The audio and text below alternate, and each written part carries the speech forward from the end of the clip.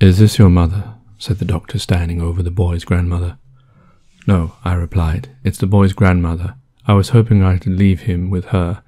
I'm looking for the boy's father. I thought maybe he brought her here." "No, it was one of the nurses. She knew of the lady and her age condition." The doctor looked down at the boy and continued in a softer tone. "I did all I could for her. I'm sorry."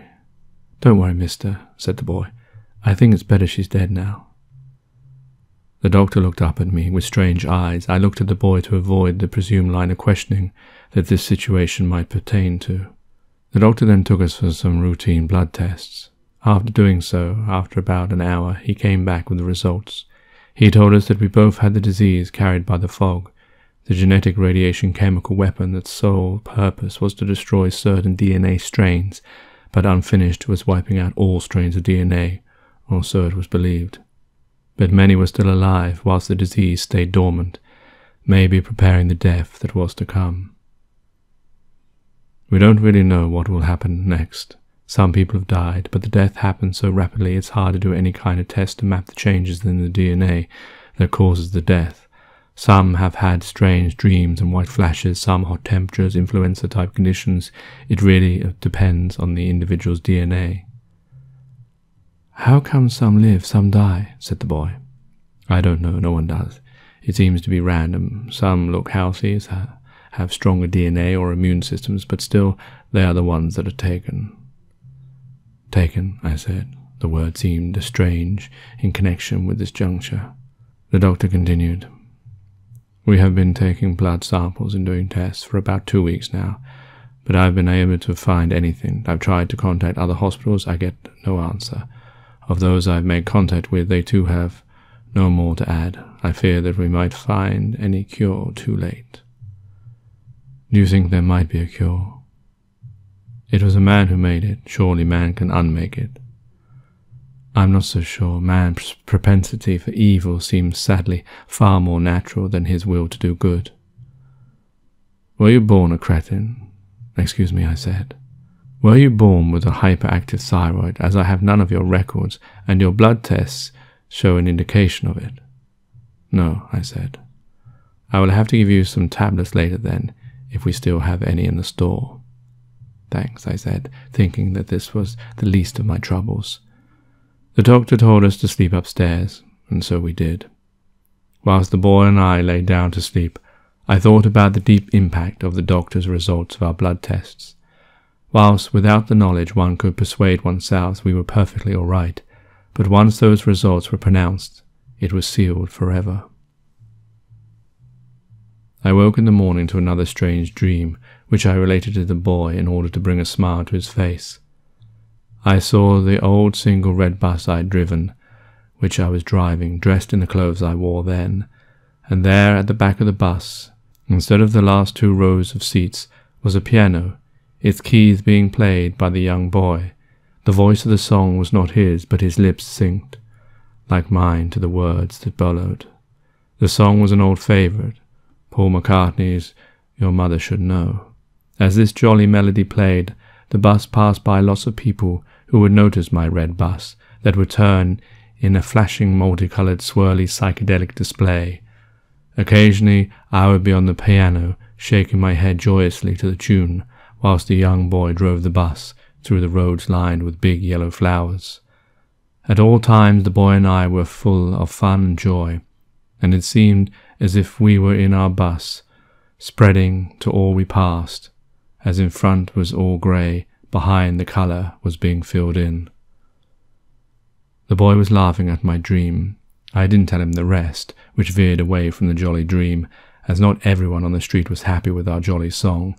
There was what appeared the same woman and man all the way along, whose noses were raised high in the sky, their faces sour with haughtiness, shovelling money, coins and notes like sprouts and lettuce in their mouths, careful not to drop even the smallest penny.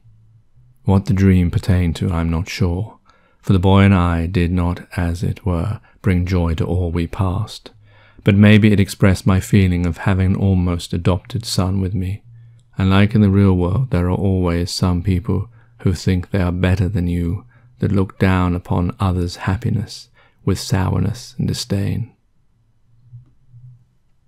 That morning I walked around the dingy hospital. I saw endless patients. One hall, which must have been a cafeteria, was lined with beds in distinct rows, each with a patient, white blankets on top. I did not dare walk in to see whether they were dead patients or on the brink of that great and final journey which all must undertake. One room, a father was telling his son, who lay in the bed, that he had to go off to take his lecture and would be back soon, that he would read him a story then. He turned and kissed his son and walked past me. I walked into that room. The boy was stone cold dead. My attention was turned to the room adjacent. The doctor was operating behind a white sheet on a man. The alarm on the machine he was connected to was ringing. The doctor and his staff were frantic, trying to reconnect some artery, or so it appeared, but the blood was spurting out of the disconnected end freely. After a while they stopped and stared at each other before declaring another victim his time of death.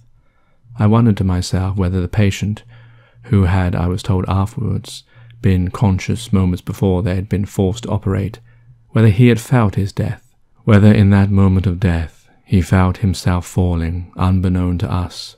We saw no facial expression, but man is contained not without the body but within. Inside somewhere we are hidden, controlling both the heart and mind. Do we feel the pain of leaving this earth, even if we are, to all intents purpose, asleep? The lights faded once again and turned bright again. I could hear some kind of kerfuffle in the distance. I neared the entrance of the hospital, and there I saw a man fighting at the door. A doctor was trying to push some people back outside. As I got closer, my vision gained, as did my mind, full clarity. These people were not like us.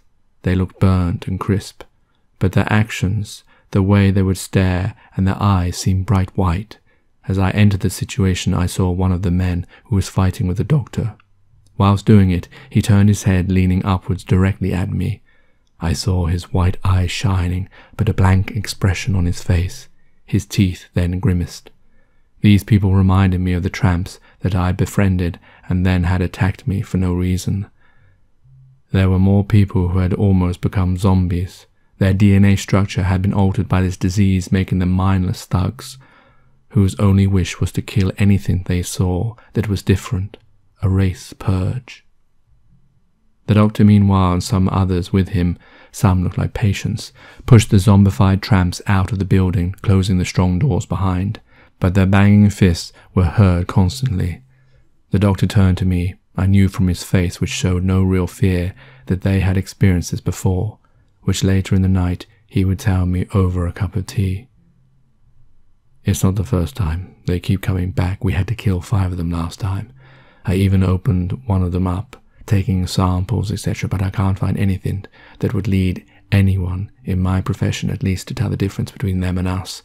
They appear anatomically exact. I met them some time ago. 4 of them tried to kill me. My friend saved me. The boy? He said surprisingly. No, another friend. She's dead now. Too many deaths. I'm a doctor. I try to save life, but I am being tested so.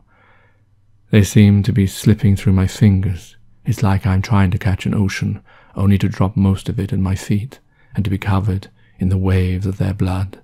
I can't sleep whilst this death rages our earth. I keep hoping it will stop.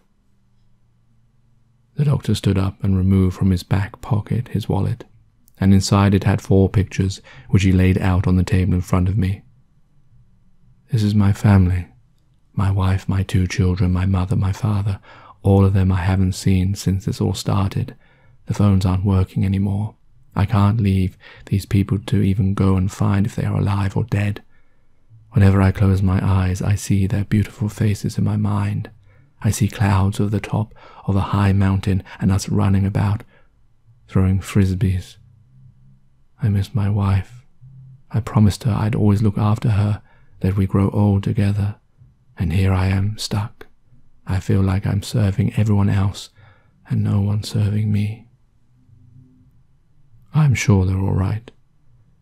Thank you, friend, but you do not know. What if they're dead? What will my sacrifice to others be if I've unwittingly made the greatest sacrifice? Our talking was stopped as we heard screaming from the direction of the entrance. As we got there, we saw tramps smashing with their bare, bloodied fists strips of the door. Their strength seemed inconceivable. Was it possible that the DNA enhanced the human structure, allowing it to do things not normally applicable to man? Soon the door was removed, and the zombified tramps lined the entrance. Growling like in-pained animals, their movement was sluggish, but it was not to matter, as they had immense strength. As the angrier they got, the more it was demonstrated. More doctors, nurses, and patients and the young boy lined the opposite side of the entrance. The battle lines had been drawn. In that moment I stared at these creatures. For man they had long left.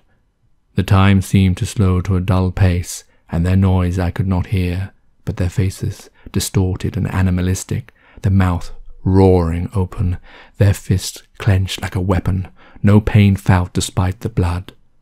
What match were we humans against these new humans? We were trapped.